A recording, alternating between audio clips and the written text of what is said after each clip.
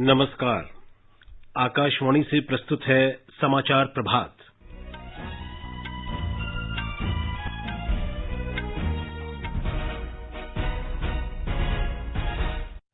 Unlock के पहले चरण में धार्मिक स्थल, शॉपिंग मॉल और होटल रेस्तरां फिर से खुले।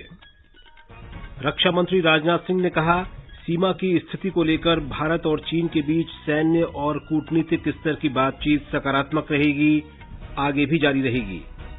दिल्ली के उपराज्यपाल ने केजरीवाल सरकार के उस फैसले को खारिज किया जिसमें कहा गया था कि दिल्ली के अस्पतालों में बाहरी लोगों का इलाज नहीं किया जाएगा। कोविड-19 बीमारी से ठीक होने की दर बढ़कर 48.49% हुई और मुंबई की विशेष अदालत ने करीब 1,400 करोड़ रुपए के पंजाब नेशनल बैंक घोटाले के प्रमुख अभियुक्त भगोड़े नीरव मोदी की संपत्तियां जब्त करने की अनुमति दी।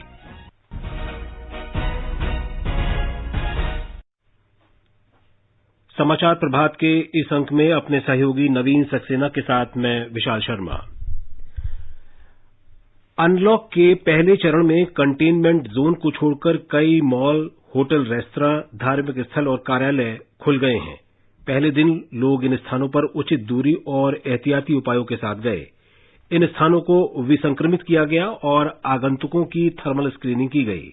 हालांकि कई राज्यों ने भारी भीड़ के मद्देनजर ऐसे स्थानों को खोलने में कोताही बरती। एक रिपोर्ट। राष्ट्रीय राजधानी में कनॉट प्लेस के हनुमान मंदिर, पुरानी दिल्ली में जामा मस्जिद और मध्य दिल्ली में स्थित गुरुद्वारा बंगला साहिब और सेक्रेड हार्ट कैथीड्रल में 2 गज की दूरी सुनिश्चित करते हुए भक्तों की कतार देखी गई। जामा मस्जिद के शाही इमाम ने लोगों को नमाज अदा करने आने से पहले घरों में ही वजू करने की सलाह भी दी है। शहर के कई शॉपिंग मॉलों ने आगंतुकों के सामानों के विसंक्रमण के लिए अल्ट्रावायलेट चैम्बर्स की व्यवस्था भी की है। मॉल्स में हर घंटे कीटाणु शोधन और शारीरिक दूरी सुनिश्चित करने के लिए कड़े प्रोटोकॉल भी देखे गए। अपनी आधी क्षमता पर चल रहे शहर के रेस्टोरेंट मालिकों ने हर प्रवेशकर्ता की थर्मल स्क्रीनिंग सुनिश्चित करते हुए डिस्पोजेबल मेनू कार्ड की भी अनूठी पहल की है। आनंद चतुर्वेदी, आकाशवाणी समाचार, दिल्ली। बिहार में कोविड-19 के मद्देनजर कुछ छूट के साथ चिड़ियाघर और पार्क फिर से खोल दिए गए हैं। इस संबंध में राज्य सरकार ने दिशा निर्देश जारी किए हैं। पार्क 2 पाली में और सोमवार को छोड़कर चिड़ियाघर सप्ताह में सभी दिन खुलेंगे। शहर के सभी पार्कों को 2 शिफ्ट में खोलने का आदेश दिया गया है। चिड़ियाघर सिर्फ सुबह की शिफ्ट में 5:30 बजे से 10:30 बजे के बीच ही खुलेगा। दर्शकों को जानवरों के क्षेत्र में जाने पर फिलहाल रोक रहेगी। घूमने वालों के लिए मास्क अनिवार्य किया गया है। पार्क और जू में प्रवेश के समय थर्मल स्क्रीनिंग होगी। दर्शकों को सैनिटाइजर और पानी का बोतल रखने की सलाह दी गई है। पार्क के अंदर सभी व्यक्तियों को एक दूसरे से दूरी बनाकर रखना होगा। पार्क प्रशासन सीसीटीवी कैमरे के जरिए लोगों की गतिविधियों पर नजर रखेगा। आकाशवाणी समाचार के लिए पटना से कृष्ण कुमार लाल। भारतीय रेल ने पिछले वर्ष अप्रैल से इस वर्ष मार्च की अवधि के दौरान अब तक के सबसे बेहतर सुरक्षा रिकॉर्ड दर्ज किए हैं। रेल मंत्रालय ने कहा है कि किसी भी रेल दुर्घटना में किसी भी यात्री की मृत्यु नहीं हुई है। देश में 166 वर्ष पहले रेल प्रणाली की शुरुआत से लेकर अब तक ऐसा पहली बार हुआ है जब वर्ष 2019-20 में ये उल्लेखनीय बात देखने में आई। हमारे संवाददाता ने बताया है कि पिछले 15 महीनों में किसी भी यात्री की मृत्यु नहीं होना हर दृष्टि से सुरक्षा मानकों में रेलवे द्वारा निरंतर सुधार के प्रयासों का परिणाम है। रेलवे ने सुरक्षा को प्राथमिकता देते हुए कई उपाय किए हैं, चाहे वह मानव युक्त रेलवे क्रॉसिंग को खत्म करना हो या रेलवे पुलों के ऊपर सड़क का निर्माण करना हो। रेल पटरियों के नवीनीकरण के साथ साथ रेलवे ट्रैक का रखरखाव और सिग्नलिंग सिस्टम में काफी सुधार किया गया। 2018-19 में जहां 631 मानव युक्त रेलवे क्रॉसिंग को समाप्त किया गया था, वहीं 2019-20 में 1274 मानव युक्त रेलवे क्रॉसिंग को समाप्त किया गया। रेलवे के अनुसार पहली बार इतनी अधिक संख्या में रेलवे क्रॉसिंग को खत्म किया गया। वहीं 84 रेलवे स्टेशनों की सुरक्षा में सुधार के लिए यांत्रिक सिग्नलिंग के स्थान पर इलेक्ट्रॉनिक सिग्नलिंग की गई। 2019-20 में अब तक के सर्वाधिक 5000 किलोमीटर से अधिक ट्रैक की पटरियों का नवीनीकरण किया गया, जो पिछले साल की तुलना में 20% अधिक है। दीपेंद्र कुमार, आकाशवाणी समाचार। केंद्रीय गृह मंत्री और भारतीय जनता पार्टी के वरिष्ठ नेता अमित शाह ने कहा है कि भाजपा महज राजनीतिक ताकत और सीटें हासिल करने के लिए सत्ता में नहीं आई है। राष्ट्रीय राजधानी दिल्ली से जनसंवाद वर्चुअल रैली के जरिए ओडिशा के लोगों को संबोधित करते हुए उन्होंने कहा कि भाजपा की प्राथमिकता जनता की सेवा करना है। उन्होंने कहा कि 2 गज दूरी भाजपा और जनता के बीच दूरी नहीं बना सकती। श्री शाह ने इस बात पर जोर दिया कि कोविड-19 महामारी से निपटने में सभी राज्यों ने अच्छा काम किया है। उन्होंने कहा कि केंद्र सरकार राज्यों के सहयोग से ये लड़ाई लड़ रही है। जब ये कोरोना महामारी शुरू हुई, लाखों करोड़ों प्रवासी मजदूर अपने गांव पे जाने के लिए लालायित थे। भाजपा की हो, विपक्ष की हो, किसकी भी सरकार हो, सब सरकारों ने अच्छा काम किया, कैंप लगाए और उनको रहने के लिए व्यवस्था की। और भारत सरकार खजाने से 11,000 करोड़ रुपया प्रवासी मजदूरों के भोजन के लिए तुरंत ही इन राज्यों को दे दिया। भारतीय जनता पार्टी के करोड़ों कार्यकर्ता ने 11 करोड़ से ज्यादा लोगों को भोजन कराया। रक्षा मंत्री राजनाथ सिंह ने कहा है कि चीन के साथ वास्तविक नियंत्रण रेखा पर विवाद के समाधान के लिए सैन्य और कूटनीतिक स्तरों पर वार्ताएं जारी हैं। उन्होंने कहा कि भारत इस विवाद का शीघ्र समाधान करने के प्रति वचनबद्ध है। भारतीय जनता पार्टी की आभासी महाराष्ट्र जनसंवाद रैली को संबोधित करते हुए श्री राजनाथ सिंह ने कहा कि नरेंद्र मोदी सरकार सुनिश्चित करेगी कि भारत चीन सीमा पर स्थिति को लेकर देश का गौरव कम न हो। भारत की नीति रही, हम किसी के सम्मान और स्वाभिमान पर न चोट पहुंचाने की कभी कोशिश करते हैं और न हम अपने मान, सम्मान और स्वाभिमान पर चोट बर्दाश्त कर सकते हैं। यह हमारे भारत का चरित्र है। इसलिए मैं कहता हूं, इसको लेकर बहुत हम लोगों को समझाने की कोशिश मत करें। 2 देशों का विवाद हो, दलगत भावनाओं से ऊपर उठकर सबको एक साथ खड़े होना चाहिए। कांग्रेस के लोग हम लोगों के ऊपर लगातार तीर पर तीर चलाए जा रहे हैं। भारत चीन को सीमा को लेकर एक विवाद का सिलसिला लंबे समय से चला आ रहा है। हम चाहते हैं कि यह सीमा का विवाद जल्दी से जल्दी सुलझना चाहिए। उन्होंने कहा कि इस महीने की 6 तारीख को सैन्य स्तर पर हुई बातचीत रचनात्मक थी और दोनों देशों ने गतिरोध दूर करने के लिए संवाद का मार्ग जारी रखने पर सहमति व्यक्त की।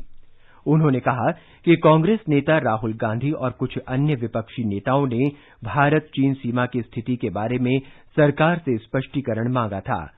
श्री सिंह ने कहा कि वो जनता को आश्वासन देना चाहते हैं कि देश का नेतृत्व सक्षम हाथों में है और भारत अपने गौरव और स्वाभिमान की कीमत पर कोई समझौता नहीं करेगा। श्री सिंह ने राजनीतिक दलों से अपील की कि वो राष्ट्रहित के मुद्दों पर सभी मतभेद भुलाकर काम करें। रक्षा मंत्री राजनाथ सिंह ने तीनों सेना प्रमुख और chief of defence staff general Bipin Rawat के साथ नई दिल्ली में कल बैठक की। भारत और चीन के शीर्ष सैन्य कमांडरों की हाल की वार्ता के बाद ये बैठक हुई है, जिसमें विभिन्न द्विपक्षीय समझौतों के अनुसार सीमावर्ती क्षेत्रों में स्थिति के शांतिपूर्ण समाधान पर सहमति बनी थी। दिल्ली के उपराज्यपाल और दिल्ली आपदा प्रबंधन प्राधिकरण के अध्यक्ष अनिल बैजल ने अरविंद केजरीवाल सरकार के उस आदेश को पलट दिया है जिसमें कहा गया था कि कोविड के इलाज के लिए दिल्ली सरकार के अस्पतालों में केवल स्थानीय निवासियों को ही भर्ती किया जाएगा। श्री बैजल ने अधिकारियों को यह सुनिश्चित करने का निर्देश दिया कि राष्ट्रीय राजधानी का निवासी न होने के आधार पर किसी भी रोगी को इलाज से वंचित न किया जाए। देश में अब तक कोविड संक्रमण से 1,24,094 लोग स्वस्थ हो चुके हैं। ठीक होने वाले रोगियों की दर 48.49% हो गई है। स्वास्थ्य मंत्रालय के आंकड़ों के अनुसार 1,25,381 लोगों का उपचार चल रहा है। अब तक देश भर में 7,135 लोगों की मौत हुई है। पिछले 24 घंटों के दौरान 9,983 नए मामले सामने आए और 206 लोगों की मृत्यु हुई। दिल्ली में कोरोना संक्रमण के 1,282 नए मामले सामने आए हैं, जिससे कुल मरीजों की संख्या 28,936 हो गई है। इस बीच दिल्ली के मुख्यमंत्री अरविंद केजरीवाल ने खुद को क्वारंटीन में रखा है। सरकारी सूत्रों ने बताया है कि वे खुद आज कोविड-19 की जांच कराएंगे। उत्तर प्रदेश में वाराणसी के काशी विश्वनाथ मंदिर में श्रद्धालुओं को दर्शन की ऑनलाइन सुविधा उपलब्ध कराई गई है। मुख्यमंत्री योगी आदित्यनाथ ने कल इस सेवा का शुभारंभ किया। देश के अन्य हिस्सों के साथ ही राज्य के सभी धार्मिक स्थलों को खोल दिया गया है। देश विदेश में बैठे श्रद्धालु अब प्रसिद्ध काशी विश्वनाथ मंदिर के ऑनलाइन दर्शन कर सकेंगे। कल काशी विश्वनाथ मंदिर के गर्भगृह को दूर से ही प्रणाम करते हुए मुख्यमंत्री योगी आदित्यनाथ ने इस ऑनलाइन दर्शन की सुविधा का उद्घाटन किया। इसके जरिए श्रद्धालु रुद्राभिषेक और महामृत्युंजय जाप भी करवा सकेंगे। वाराणसी उन चुनिंदा शहरों में शामिल है जहां पर अभी भी धार्मिक स्थलों को खोला नहीं गया है। हालांकि प्रदेश में कल ही मंदिर, मस्जिद, गुरुद्वारे, चर्च और जैन मंदिर सहित सभी धार्मिक स्थल खुल गए और मुख्यमंत्री योगी आदित्यनाथ ने भी गोरखनाथ मंदिर में पूजा अर्चना की। लेकिन श्रद्धालु अभी भी कोरोना के संक्रमण के भय के चलते बेहद कम संख्या में इन स्थानों पर नजर आ रहे हैं। सुशील चंद्र तिवारी, आकाशवाणी समाचार, लखनऊ। केरल में 2 महीने के लॉकडाउन के बाद आज से धार्मिक संस्थान, मॉल और रेस्टोरेंट खुल रहे हैं। एक रिपोर्ट। राज्य में सरकार द्वारा जारी दिशा निर्देशों का कड़ाई से पालन करते हुए आज से धार्मिक संस्थान खोल दिए जाएंगे। प्रमुख मंदिरों में भीड़ को नियंत्रित करने के लिए प्रतीकात्मक कतार की शुरुआत की गई है। इस बीच सरकार की अनुमति मिलने के बावजूद कुछ धार्मिक नेताओं के फैसले के अनुसार कोविड-19 के प्रसार को रोकने के लिए कई पूजा स्थल इस महीने के अंत तक बंद रहेंगे। प्रमुख मंदिर जैसे पद्मनाभ स्वामी मंदिर, कोडुगुल्लूर मंदिर, मलयातूर जैसे प्रमुख चर्च और पलायम मस्जिद सहित कई धार्मिक स्थल 30 जून तक श्रद्धालुओं के लिए बंद रहेंगे। इस बीच केरल में 52 दिन लंबा मछली पकड़ने पर प्रतिबंध आज से शुरू हो जाएगा और 30 जुलाई तक लागू रहेगा। सभी नाविकों को आधी रात से पहले लौट आने के आदेश दिए गए हैं। तिरुवनंतपुरम से मयूषा की रिपोर्ट के साथ समाचार कक्ष से गौरव राघव। आगे बढ़ने से पहले एक नजर फिर से मुख्य समाचारों पर। अनलॉक के पहले चरण में धार्मिक स्थल, शॉपिंग मॉल और होटल, रेस्तरां फिर से खुले। रक्षा मंत्री राजनाथ सिंह ने कहा, सीमा की स्थिति को लेकर भारत और चीन के बीच सैन्य और कूटनीतिक स्तर की बातचीत सकारात्मक रही, आगे भी जारी रहेगी। दिल्ली के उपराज्यपाल ने केजरीवाल सरकार के उस फैसले को खारिज किया जिसमें कहा गया था कि दिल्ली के अस्पतालों में बाहरी लोगों को इलाज नहीं किया जाएगा। कोविड-19 बीमारी से ठीक होने की दर बढ़कर 48.49% हुई और मुंबई की विशेष अदालत ने करीब 1400 करोड़ रुपए के पंजाब नेशनल बैंक घोटाले के प्रमुख अभियुक्त भगोड़े नीरव मोदी की संपत्तियां जब्त करने की अनुमति दी। गुजरात कोविड-19 के पिछले 24 घंटों के दौरान 477 नए मामले आने से संक्रमित लोगों की संख्या बढ़कर 20,574 हो गई है। राज्य के स्वास्थ्य विभाग ने बताया है कि कल 31 लोगों की मौत होने से ये आंकड़ा बढ़कर 1,280 हो गया है। इस बीच अहमदाबाद नगर निगम ने अस्पतालों में संविदा पर काम कर रहे कर्मचारियों के लिए कई योजनाओं की घोषणा की है।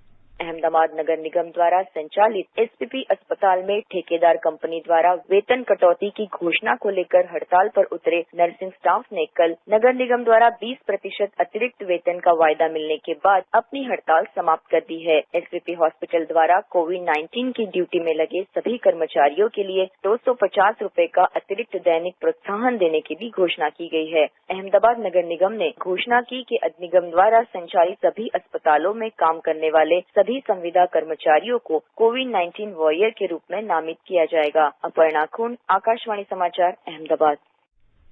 तमिलनाडु में कल रिकॉर्ड 1,562 लोग संक्रमित पाए जाने के बाद कोविड-19 संक्रमण के मामले में बढ़कर कुल 33,229 पर पहुंच गए। 52 मरीजों को स्वस्थ होने के बाद अस्पताल से छुट्टी दे दी गई।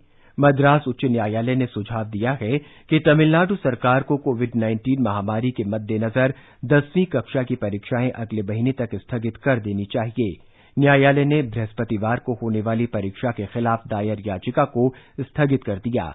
इस बीच चेन्नई में होटल उद्योग के प्रतिनिधियों ने कहा है कि होटल खुलने के पहले दिन ग्राहकों की प्रतिक्रिया उत्साहजनक नहीं थी। ब्यौरा हमारी संवाददाता से। चेन्नई में 9,000 से अधिक भोजनालय हैं। इन सभी में लॉकडाउन से पहले काफी अच्छा कारोबार चलता था, लेकिन कोविड-19 महामारी ने पूरी दुनिया में आतिथ्य उद्योग की गतिशीलता में काफी बदलाव लाया है। करीब 70 दिनों तक खाने की वस्तुएं साथ ले जाने की अनुमति के बाद अब सरकार ने ग्राहकों और कर्मचारियों को सुरक्षा की शर्तों के साथ होटलों में बैठकर खाने की अनुमति दे दी है। कल पहले दिन चेन्नई में होटल उद्योग प्रतिनिधियों ने कहा कि इसका असर आमतौर पर प्रभावशाली नहीं दिखाई दिया, क्योंकि लोग पूर्व की भांति खाने के लिए अभी बाहर नहीं आ आना चाहते। साथ ही कई जगहों पर कामगारों की कमी भी दिखाई दी है। हालांकि होटल उद्योग प्रतिनिधियों ने भरोसा जताया है कि हालात सुधरने के बाद जल्द ही लोगों का आना शुरू हो जाएगा। चेन्नई से जय सिंह की रिपोर्ट के साथ समाचार कक्ष से मृगनयनी पांडे। राजस्थान में स्वास्थ्य विभाग ने प्रतिदिन 25,000 नमूनों की कोविड-19 संक्रमण की जांच का लक्ष्य हासिल कर लिया है। राज्य के विभिन्न जांच केंद्रों में 25,150 नमूनों की प्रतिदिन जांच की जा सकती है। हमारे संवाददाता ने बताया है कि राज्य में मरीजों के स्वस्थ होने की दर में भी 14% की बढ़ोतरी हुई है। प्रदेश में फिलहाल 15 जिलों में 25 स्थानों पर कोरोना की जांच हो रही है। चिकित्सा मंत्री डॉक्टर रघु शर्मा ने बताया कि प्रदेश के सभी 33 जिलों में जांच सुविधा विकसित करने के लक्ष्य को जल्द ही पूरा किया जाएगा। कोरोना की जांच के मामले में राजस्थान देश के अग्रणी राज्यों में शामिल है। यहां अब तक 5,18,000 नमूनों की जांच की जा चुकी है। प्रदेश में कोरोना से स्वस्थ होने वाले मरीजों की दर भी 74.6 हो गई है। राज्य में 10,876 लोगों में अब तक कोविड-19 की पुष्टि हो गई है, जिनमें से 8,117 लोग स्वस्थ हो गए हैं। जितेंद्र द्विवेदी, आकाशवाणी समाचार, जयपुर। झारखंड में पिछले 24 घंटे के दौरान कोविड-19 के 187 नए मामलों की पुष्टि हुई है। इसे सबसे अधिक संख्या के रूप में देखा जा रहा है। राज्य में संक्रमित लोगों की संख्या 1,330 हो गई है। सबसे अधिक 59 मामले सिमडेगा जिले से प्रवासी कामगारों में पाए गए हैं। राज्य के स्वास्थ्य विभाग ने कोविड-19 संक्रमण के बारे में 15 जून तक संक्रमित लोगों की संख्या 1,500 के आसपास पहुंचने की आशंका व्यक्त की है। इस बीच 29 रोगियों के ठीक होने के बाद उन्हें कल अस्पतालों से छुट्टी दे दी गई। राज्य में अब तक 519 लोग स्वस्थ हुए हैं और संक्रमण से 7 लोगों की मृत्यु हुई है। आकाशवाणी का समाचार सेवा प्रभाग अपने विशेषज्ञ राय कार्यक्रम में कोविड-19 पर अग्रणी चिकित्सा विशेषज्ञों की राय प्रस्तुत करता है। इस श्रृंखला में आकाशवाणी समाचार से बातचीत करते हुए अखिल भारतीय आयुर्विज्ञान संस्थान में मनोचिकित्सा विभाग के प्रोफेसर डॉक्टर नंद कुमार ने लोगों को घर में रहने, परिवार के साथ सदस्यों के साथ समय बिताने और योगाभ्यास करने की सलाह दी। We are going to overcome this crisis within a few weeks. In the coming few weeks, stay at home, spend time with the family, do household work, exercise, listen to music, sing with the family, do yoga, meditation, and take care of emotional need of the family. Delhi स्थित गोविंद बल्लभ पंत अस्पताल के doctor Sanjay Pandey ने कहा कि corona तथा अन्य बीमारियों के संक्रमण के लक्षण लगभग एक जैसे होते हैं। आम फ्लू और कोरोना वायरस के जो सिम्टम है, दोनों के सिम्टम मिलते जुलते हैं, जैसे खांसी आना, बुखार होना, नाक बहना। और कोरोना वायरस के 10 से 15% पेशेंट ऐसे हैं जिनमें कई बार सांस की दिक्कत हो जाती है। इनकी संख्या कम है। अगर कोई ब्रेथ वयस्क हो या कोई इस तरह की बीमारी पहले से हो, जैसे ब्लड प्रेशर, डायबिटीज, तो उनका विशेष रूप से ख्याल रखें। आकाशवाणी के समाचार सेवा प्रभाग के फोन इन कार्यक्रम में कोविड-19 पर विशेष परिचर्चा के दौरान वरिष्ठ चिकित्सक और परामर्शदाता अवधेश शर्मा ने कहा कि जिन लोगों को पहले से कोई स्वास्थ्य संबंधी परेशानी है, उनको अपना विशेष ध्यान रखना चाहिए।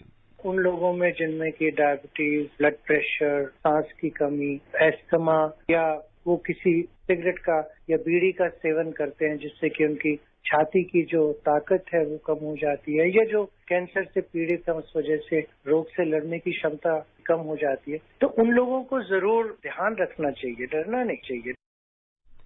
आकाशवाणी का समाचार सेवा प्रभाग आज फोन इन कार्यक्रम में कोविड-19 पर विशेष परिचर्चा प्रसारित करेगा। इसे रात 9:30 से FM गोल्ड और अतिरिक्त मीटरों पर सुना जा सकता है। राम मनोहर लोहिया अस्पताल के वरिष्ठ चिकित्सक डॉक्टर A.K. वाश ने इस परिचर्चा में भाग लेंगे। श्रोता स्टूडियो में सीधे फोन कर विशेषज्ञ से सवाल पूछ सकते हैं। नंबर है 011-2331-4444। टोल फ्री नंबर है 1800-115767। श्रोता #AskAIR का इस्तेमाल कर Twitter handle @AIR news alert से भी सवाल पूछ सकते हैं। ये कार्यक्रम हमारी वेबसाइट newsonair.com और हमारे YouTube channel news on AIR official पर भी उपलब्ध रहेगा। Mobile app news on AIR से भी अपडेट लिए जा सकते हैं। सोशल मीडिया में दिल्ली के सेना अस्पताल बंद किए जाने संबंधी भ्रामक खबर फैलाई जा रही है। एक ट्वीट में सेना ने स्पष्ट किया है कि यह खबर गलत है और सभी अस्पताल पूरी तरह से काम कर रहे हैं। महात्मा गांधी राष्ट्रीय ग्रामीण रोजगार गारंटी योजना मनरेगा के तहत वर्तमान वित्त वर्ष के लिए 1,01,500 करोड़ रुपए का प्रावधान किया गया है। इस कार्यक्रम के तहत पहली बार इतनी बड़ी राशि का प्रावधान किया गया है। केंद्रीय ग्रामीण विकास मंत्री नरेंद्र सिंह तोमर ने बताया कि मनरेगा का बजट बढ़ाया गया है। मनरेगा का इस वर्ष का बजट 61,000 करोड़ रुपया था, लेकिन कोविड के संकट को देखते हुए माननीय नरेंद्र मोदी जी ने 40,000 करोड़ रुपए का एक मुश्त आवंटन बढ़ाया। अब मनरेगा का जो कुल बजट है 1,01,500 करोड़ रुपया है। अभी तक 33,000 करोड़ रुपए की स्वीकृतियां प्रदान कर दी गई हैं। 31,500 करोड़ रुपए की राशि अभी तक जारी कर दी गई है। 61,000 करोड़ मानव दिवस सृजित हुए और कुल मिलाके अभी 6 करोड़ 70 लाख मजदूरों को जॉब ऑफर दिए गए और 3 करोड़ से ज्यादा मजदूर अभी मनरेगा के अंतर्गत काम कर रहे हैं। केंद्रीय खाद्य, सार्वजनिक वितरण और उपभोक्ता मामले मंत्री रामविलास पासवान ने कल नई दिल्ली में अपने विभाग के अधिकारियों के साथ एक बैठक में चीनी क्षेत्र से संबंधित मुद्दों की समीक्षा की। बैठक में चीनी का उत्पादन, गन्ना किसानों का बकाया भुगतान, एथेनॉल उत्पादन और अन्य संबंधित मुद्दों पर विचार किया गया। श्री पासवान ने अधिकारियों को निर्देश दिया कि वे गन्ना किसानों का बकाया भुगतान समय पर करने के लिए अपेक्षित आदेश जारी करें। मध्य प्रदेश समर्थन मूल्य पर गेहूं खरीद करने वाला देश का पहला राज्य बन गया है। राज्य सरकार ने किसानों से 1 करोड़ 27 लाख टन से अधिक गेहूं की खरीद की है। हमारे संवाददाता ने बताया है कि ये देश में गेहूं खरीद के लक्ष्य का लगभग 1/3 है। खरीदे गए कुल गेहूं में से 118 लाख मीट्रिक टन गेहूं सुरक्षित रूप से संग्रहित कर लिया गया है, जो खरीदी गई मात्रा का लगभग 95% है। इस बार पंजीकृत किसानों में से 81% किसान गेहूं बेचने के लिए खरीद केंद्रों पर आए। यह भी अपने आप में एक रिकॉर्ड है। कोरोना वायरस के प्रकोप को देखते हुए इस बार खरीदी केंद्रों पर सोशल डिस्टेंसिंग का पूरा पालन करने के लिए किसानों को SMS भेजकर बुलाया गया था। अब तक 14,19,000 किसानों के खातों में 20,253 करोड़ रुपए भेजे जा चुके हैं। मुख्यमंत्री शिवराज सिंह चौहान ने गेहूं खरीद को सर्वोच्च प्राथमिकता दी है। इस मुद्दे पर उनकी अध्यक्षता में 23 मार्च से लगातार 75 बैठकों में गेहूं खरीदी की समीक्षा की गई। संजीव शर्मा, आकाशवाणी समाचार, भोपाल। मुंबई की एक विशेष अदालत ने करोड़ों रुपए के पंजाब नेशनल बैंक घोटाले के प्रमुख अभियुक्त भगौड़े नीरव मोदी की संपत्तियां जब्त करने की मंजूरी दे दी है। विशेष न्यायाधीश ने 1 महीने के भीतर नीरव मोदी की ऐसी संपत्तियां जब्त करने के आदेश दिए जो पंजाब नेशनल बैंक जैसी पार्टियों के पास गिरवी नहीं रखी गई थी। पंजाब नेशनल बैंक की संपत्तियां भगौड़े आर्थिक अपराधी अधिनियम के अंतर्गत हितधारक पक्षों द्वारा दावा की गई संपत्तियों की सूची से बाहर कर दी गई। इससे वो सक्षम अदालत, प्राधिकरण या न्यायाधिकरण के समक्ष विधि द्वारा निर्धारित तरीके से अपने दावे करने के हकदार होंगे। प्रवर्तन निदेशालय ने करीब 14,000 करोड़ रुपए के मूल्य की संपत्तियों की सूची तैयार की थी। इन संपत्तियों के बारे में बैंक ने दावा किया था कि वो आपराधिक राशि से खरीदी गई थी, इसलिए जब्त की जानी चाहिए। इनमें कुछ चित्रकारियां, 8 कारें और अन्य कीमती सामान शामिल है। बैंक के अनुसार ये संपत्तियां समुद्र महल स्थित नीरव मोदी के आवास से बरामद की गई थी। आयकर विभाग द्वारा बरामद की गई चित्रकारियों की बिक्री के लिए भी अदालत में अर्जी दाखिल की गई थी। इससे पहले अदालत ने नीरव मोदी की वो अर्जी खारिज कर दी थी जिसमें उसकी ओर से संपत्तियां जब्त करने की कार्रवाई रोकने की मांग की गई थी। अदालत ने अपने आदेश में कहा कि ये संपत्तियां भगौड़े आर्थिक अपराधी अधिनियम के प्रावधानों के अंतर्गत 1 महीने के भीतर प्रवर्तन निदेशालय द्वारा कुर्क की जाएंगी। न्यायाधीश ने कहा कि इस प्रक्रिया के बाद ये संपत्तियां संबद्ध कानून की धारा 12(2) और धारा 8 के अंतर्गत केंद्र सरकार के अधीन समझी जाएंगी। गुजरात के कई इलाकों में मानसून पूर्व बारिश हो रही है। सौराष्ट्र के कई जिलों में खेतों में खड़ी फसलों को भी नुकसान हुआ है। अहमदाबाद से हमारी संवाददाता ने बताया है कि राज्य में की नदियों में जलस्तर काफी बढ़ गया है। सौराष्ट्र में मुख्य रूप से भावनगर, अमरेली, जूनागढ़ और राजकोट में कल भारी बारिश हुई। मध्य गुजरात के कई जिलों में भी भारी वर्षा दर्ज हुई। अहमदाबाद शहर में कल लगभग 79 मिलीमीटर बारिश हुई। कल शहर में दृश्यता लगभग 0 हो गई थी। अहमदाबाद, राजकोट जैसे शहरों में निचले इलाकों में जल भराव देखा गया। सौराष्ट्र क्षेत्र की कई नदियों में जल स्तर बढ़ गया। सौराष्ट्र के कई जिलों जैसे बोटाद, भावनगर, राजकोट, एंडी, अमरेली में कई चेक डैम ओवरफ्लो हो रहे हैं। प्री मानसून की बारिश से सौराष्ट्र में गर्मियों की फसलों को नुकसान होने की खबर है। अहमदाबाद से अपर्णा खुंट की रिपोर्ट के साथ समाचार कक्ष से गौरव राघव। और अब एक नजर देश भर में आज के मौसम के पूर्वानुमान पर। राष्ट्रीय राजधानी दिल्ली में अधिकतम तापमान 40 डिग्री सेल्सियस रहने की संभावना है। मुंबई में हल्की बारिश होने की संभावना है। अधिकतम और न्यूनतम तापमान 32 से 22 डिग्री सेल्सियस के बीच रहेगा। चेन्नई की बात करें तो यहाँ आमतौर पर बादल छाए रहेंगे। कोलकाता में भी आंशिक रूप से बादल छाए रहने की संभावना है। यहाँ गरज के साथ बौछारें पड़ सकती हैं। जम्मू कश्मीर के जम्मू में अधिकतम तापमान 37 डिग्री और न्यूनतम 25 डिग्री सेल्सियस रहने की संभावना है। श्रीनगर में आसमान आमतौर पर साफ रहेगा। गिलगित में धूल भरी आंधी आने की संभावना है। तापमान 15 से 36 डिग्री सेल्सियस के बीच रहने का अनुमान है। मुजफ्फराबाद में आसमान साफ रहेगा। न्यूनतम तापमान 20 डिग्री दर्ज किया गया। अधिकतम तापमान 35 डिग्री सेल्सियस रहने की संभावना है। समाचार कक्ष से श्रीराम शर्मा। जम्मू कश्मीर में पुंछ जिले के मनकोट क्षेत्र में नियंत्रण रेखा के पास आज तड़के पाकिस्तानी सेना ने मोर्टार से गोले दागे और युद्ध विराम का उल्लंघन किया। रक्षा मंत्रालय ने बताया कि पाकिस्तानी सेना ने बिना किसी उकसावे के आज सुबह करीब 6:30 बजे मोर्टार से जबरदस्त गोले बरसाए। उन्होंने कहा कि भारतीय सेनाएं पूरी तत्परता से इसका जवाब दे रही हैं। अंतिम समाचार मिलने तक दोनों ओर से गोलाबारी जारी थी। प्रवक्ता ने यह भी बताया कि अभी तक जानमाल के किसी नुकसान की कोई खबर नहीं है। ये समाचार हमारी वेबसाइट newsonair.com/hindi पर भी उपलब्ध हैं। और अब आज के समाचार पत्रों की सुर्खियों के साथ हैं नवीन सक्सेना। धन्यवाद विशाल।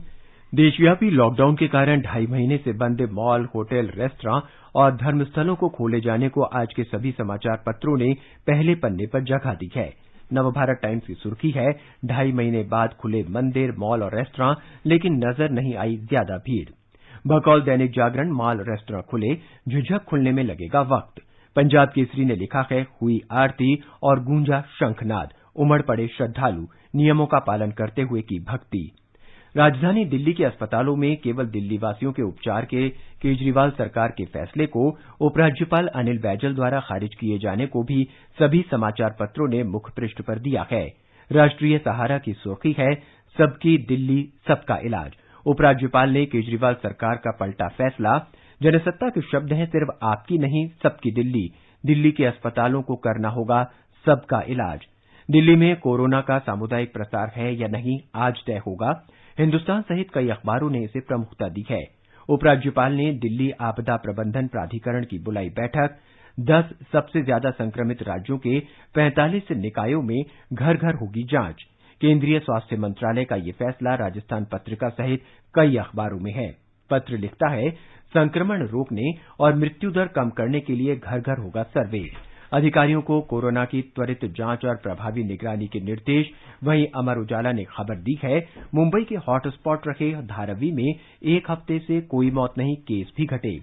देश के सम्मान के साथ नहीं होगा समझौता। रक्षा मंत्री राजनाथ सिंह के इन शब्दों को दैनिक जागरण सहित कई अखबारों ने प्रमुखता से प्रकाशित किया है। वर्चुअल जनसंवाद रैली को संबोधित करते हुए चीन को दिया संदेश। हिंदुस्तान ने अपने बिजनेस पन्ने पर खबर दी है, उम्मीद से पहले अर्थव्यवस्था के पटरी पर आने के संकेत। विदेशी निवेशकों ने 1 हफ्ते में भारतीय बाजार में लगाए 23,000 करोड़ रुपए। और अब अंत में मुख्य समाचार एक बार फिर। अनलॉक के पहले चरण में धार्मिक स्थल, शॉपिंग मॉल और होटल रेस्तरां फिर से खुले। रक्षा मंत्री राजनाथ सिंह ने कहा, सीमा की स्थिति को लेकर भारत और चीन के बीच सैन्य और कूटनीतिक स्तर की बातचीत सकारात्मक रही, आगे भी जारी रहेगी। दिल्ली के उपराज्यपाल ने केजरीवाल सरकार के उस फैसले को खारिज किया जिसमें कहा गया था कि दिल्ली के अस्पतालों में बाहरी लोगों का इलाज नहीं किया जाएगा। कोविड-19 बीमारी से ठीक होने की दर बढ़कर 48.49% हुई और मुंबई की विशेष अदालत ने करीब 1,400 करोड़ रुपए के पंजाब नेशनल बैंक घोटाले के प्रमुख अभियुक्त भगोड़े नीरव मोदी की संपत्तियां जब्त करने की अनुमति दी। इसके साथ ही समाचार प्रभात का ये अंक समाप्त हुआ। नमस्कार।